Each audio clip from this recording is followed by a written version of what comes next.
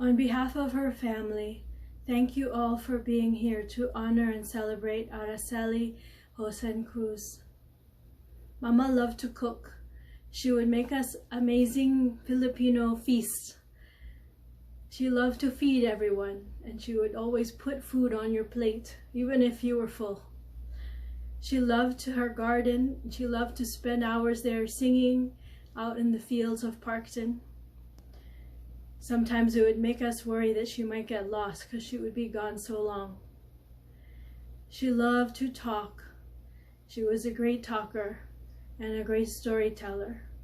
She told me many stories. These are all true, and I know Eulogy is supposed to have good memories and talk about the good times, the happy times. But it's really important that people know what an extraordinary human being my mom was. I want people to know and remember the incredibly smart and brave person she was, to understand her strength and her fight despite the horrible things that happened in her life. So I hope it's okay that I share with you a few of the rough times through the stories that she told me. Araceli was born the firstborn of Milagros and Jose Joson. At the time, the Philippines was a territory of the United States. She told me life was good when the US was in power. She was very young when all that changed. Japan invaded in 1941. She remembered her family running from her home, hiding from the soldiers. She told me how she carried her younger sister as they ran from the bombs dropping from the sky. The war was devastating, and it devastated their health system there. Many died of disease after the war was over. Araceli had to care for her dad, who got tuberculosis.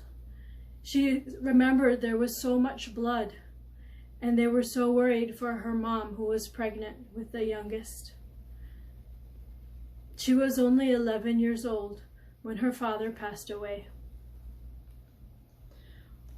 Her mom, Milagros, was forced to split up the family because they did not have enough money.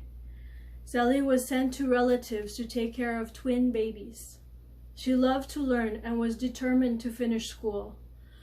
They could not afford to buy books, so she asked her friend if she could borrow her books after she finished her homework.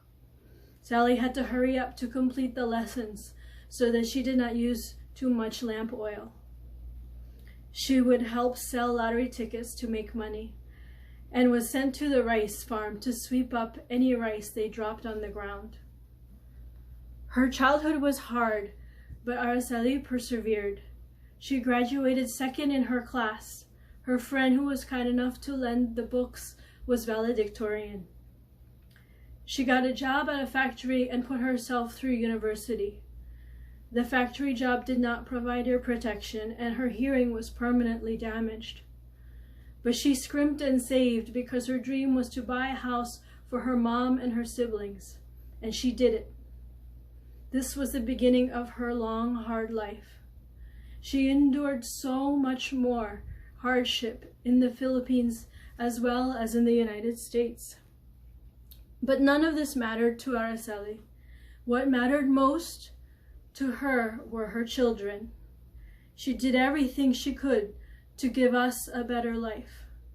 I remember when she told me how hard it was for her to leave Charlie and Hener. It completely broke her heart to leave them behind in the Philippines.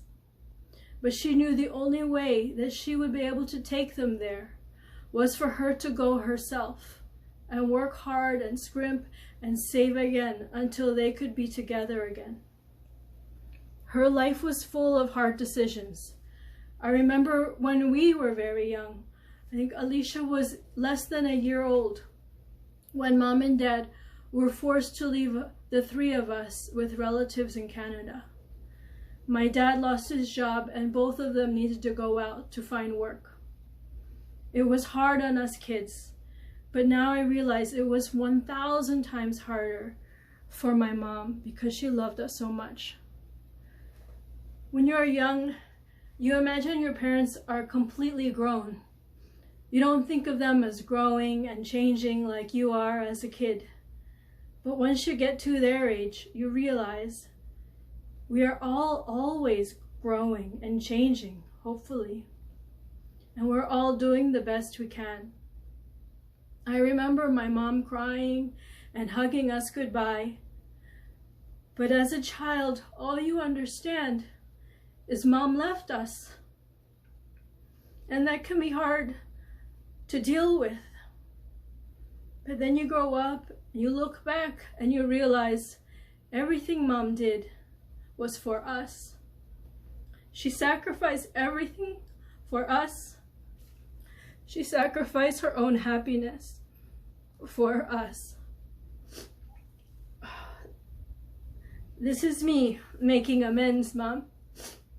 I hope this is a lesson to those of you who still have your moms.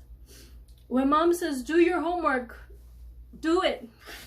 When mom yells and screams because of your terrible report card, do better. That was me. When she cooks for you, eat it. It doesn't matter if you're about to go out to eat with your friends. Sit down and eat the food your mom just took the time to cook for you. Food is love. I think most Filipina moms would agree. I wish I was a better daughter and did not give you such a hard time as I was growing up, Mom. You were the best mom. You worked and worked and worked, and you practically single-handedly, actually you did single-handedly raise 5 rowdy, noisy, messy, crazy kids. We owe you the world. Thank you for everything. We love you. Now, everyone who's still lucky enough to have their moms, go call her right now. She is waiting to talk to you. Take care.